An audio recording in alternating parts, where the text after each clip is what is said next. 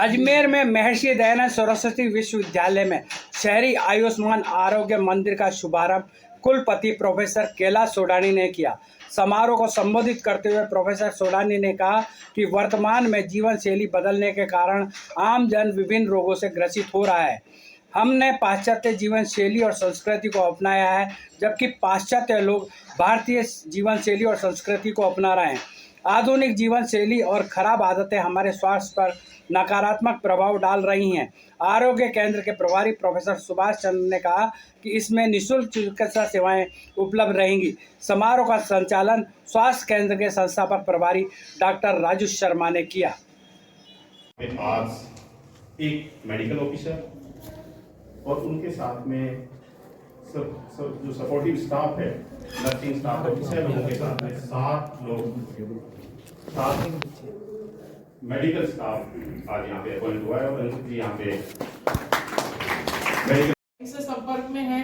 तो जैसे ही मैम का पता लगा कि मैम यहाँ CMHO है और मैम को पता लगा मैं यहाँ हूँ, तो फिर तो काम से होना ही था।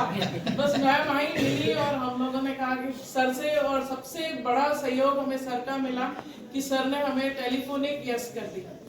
जो मेरे को सबसे अच्छी बात ये लगी थी कि हॉस्पिटल इतना सुंदर है, सब कुछ है, तब पता लगा। और दूसरा, जो इस प्रोजेक्ट को एग्जीक्यूट करने में हमारी कुल सचिव महोदया का इंटरेस्ट रहा, सहभागिता रही, सक्रियता रही, इस बात के लिए मैं इनका भी आभार व्यक्त करता हूँ। और ऐसी सक्रियता अगर एक कुलपति को कुल सचिव से मिल जाती है ना, तो मजाक नहीं करो, विश्वविद्यालय की गति बहुत। 19 मेडिकल कॉलेज थे, केवल 19, और आज कितने हैं? More than 700 medical college Bharat में चल रहे हैं। 1 लाख MBBS की सीटें हैं आज की तारीख में। इतने डॉक्टर्स हर साल नए बनेंगे। पूरे देश में एक एम्स होता था New Delhi, all India medical institute. इस कार्यक्रम में CHMO मैडम, हमारे कुल सचिव महोदया जी, सुभाष जी, असिस्टेंट CHMO और मेरे अध्यापक साथियों, विश्वविद्यालय परिवार के साथियों, विद्यार्थियों, सबसे पहले तो मैं आभार व्यक्त करता हूँ राजस्थान सरकार के स्वास्थ्य विभाग का, और कि उन्होंने हमारे विश्वविद्यालय को, या हमारे इस विश्वविद्यालय की जो भवन है धन्वंतरी भवन, इसको इस योग्य समझा कि यहाँ पर आप अपनी सुविधाओं के साथ मरीजों का अच्छा इलाज कर पाएंगे। और निश्चित रूप से मेरे विश्वविद्यालय परिवार के लिए भी एक गिफ्ट है कि हम जिस छोटे मोटे काम के लिए हॉस्पिटल जाते थे, दूरी है, लाइन लंबी है, वहाँ पे क्राउड है, उससे बच गए और बड़ा शांति से हमारे कैंपस में ये इलाज होता है। तो स्वाभाविक रूप से हम आभार व्यक्त करते हैं पूरे परिवार की तरफ से, विश्वविद्यालय परिवार की ओर से। बल्कि मैडम, मैंने तो आभार आपके एजुकेशन हेल्थ सेक्रेटरी को भी कर दिया था, गायत्री जी, वो हमारे एक तरह से परिवार की ही सदस्य है। तो मैंने कहा मैडम ये अच्छी योजना, मैंने तो अभी विश्वविद्यालय में सुना, तब पता लगा।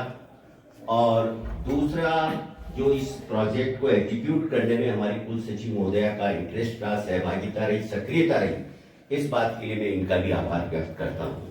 और ऐसी सक्रियता अगर एक कुलपति को कुल सचिव से मिल जाती है ना, तो मजाक नहीं करो, विश्वविद्यालय की गति बहुत तेज हो जाती है। कुल मिला के हम दोनों को ही गति बढ़ानी है, और उसी क्रम में ये कार्यक्रम चल रहा है। एक बात, जो विद्यार्थी बैठे हैं, कहना चाहूंगा कि आपके मेडिकल डॉक्टर्स का जो कंट्रीब्यूशन है, जैसे हमारे ये चंद्रकांत जी, मासूर साहब, जितने भी तीनों डॉक्टर्स यहाँ काम कर रहे हैं, इनकी सेवाएं सराहनीय रही और लंबे समय से कर रहे हैं। पूरे देश में मेडिकल एजुकेशन ने पिछले 75-80 साल में इतना अच्छा काम किया है कि आपको जानकर ताज्जुब होगा कि हम जब आजाद हुए ना, हमारी एवरेज एज केवल 32 इयर्स थी।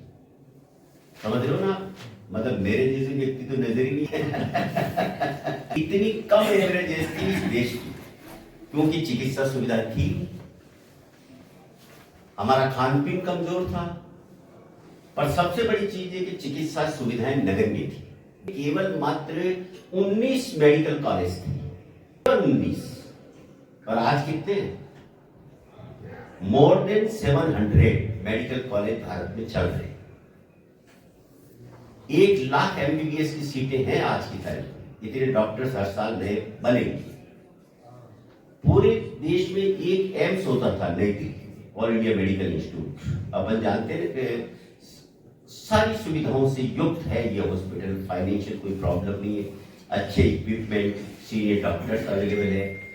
हमारी सरकारों ने हर स्टेट में एक एम्स की स्थापना कर, जैसे राजस्थान का एम्स जोधपुर में, तो मेडिकल फैसिलिटी बहुत तेजी से बढ़ी है। और यही कारण है कि आज एवरेज एज क्या होगी, 72 ईयर्स, 32 से 72 पहुंचना।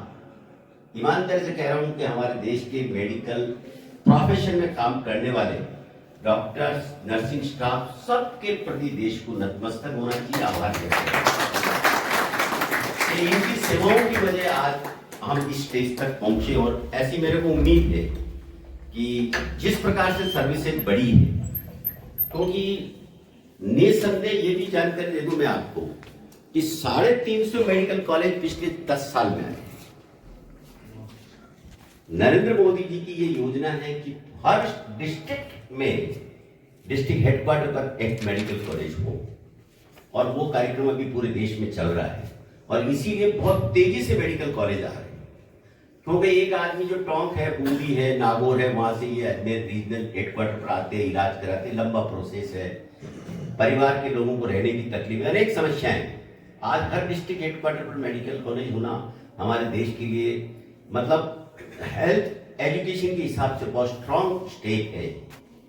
साइमल्टेनियसली मैं एक बात और कहना चाहूंगा कि हमारे जो भी स्टाफ यहाँ है, जो भी डॉक्टर साहब यहाँ रुकेंगे या जो रुके हुए हैं, अभी एक रिस्पॉन्सिबिलिटी मुझे स्टेट गवर्नमेंट ने दी थी, पाठ्यक्रम समीक्षा समिति, जिसमें 1 से लेकर 12 तक का हम पाठ्यक्रम का रिवीजन कर रहे हैं।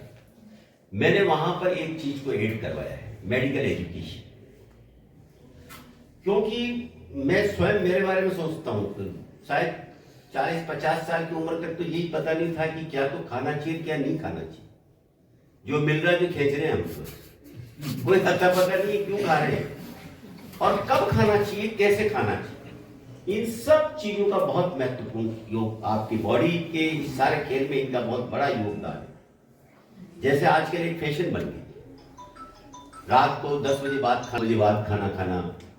अब ये सरासर अन्याय है शरीर के साथ, और इसीलिए अनेक तकलीफें पैदा होती हैं। और जिनकी हम नकल कर रहे हैं पाश्चात्य, वो शाम को 6 से 7 बजे के बीच भोजन कर ले। मैं आपकी जानकारी ठीक कर रहा हूं, मतलब जिनकी हम नकल कर रहे हैं वो सही चल रहे हैं। और इसका उदाहरण दे दूंगा मैं, ये जवान साहब मेरे उदयपुर के, ये जानते होंगे, उदयपुर टूरिस्ट है, सैकड़ों फॉरेन टूरिस्ट रोज मिलते हैं। आप किसी भी बेस्ट होटल में चले जाए, मैं साक्षात में अपना रोज देखता हूं, वो जो दृश्य आपको बता रहा हूं। शाम को 6 बजे से 7:30 बजे तक विदेशी मेहमान खाना खा चुके, जा चुके, और आदरणीय भारतीय 9 बजे तो पधारते हैं। ये हालत है। तो अब बीमारियां तो हम खुद आमंत्रित करें। ऐसा ही सुबह क्या खाना चाहिए, क्या क्या चीज हमारे लिए फायदेमंद है, उसी से शरीर बनता है, बिगड़ता है। एजुकेशन, हेल्थ एजुकेशन भी बहुत महत्वपूर्ण है। तो निश्चित रूप से आपको अन्य तकलीफें नहीं होगी। मैं अधिक समय नहीं लेता हूं, एक बार पुणे स्वास्थ्य विभाग, CHMO और इनके पूरे स्टाफ को और हमारे नव स्थापित यहाँ जो डॉक्टर साहब हैं, इनकी टीम को बधाई देता हूँ और विश्वास करता हूँ कि आप लोगों के सहयोग से हमारा मतलब एक प्रकार से हमारे पूरे विश्वविद्यालय और आसपास का जो भी आवासीय कॉलोनीज है यहाँ पे, उन सब का एक प्रकार से अच्छा एक हेडक्वार्टर बने, जिसके माध्यम से लोगों की हम मेडिकल को लेकर सेवाएं कर सकेंगे। Thank you very much.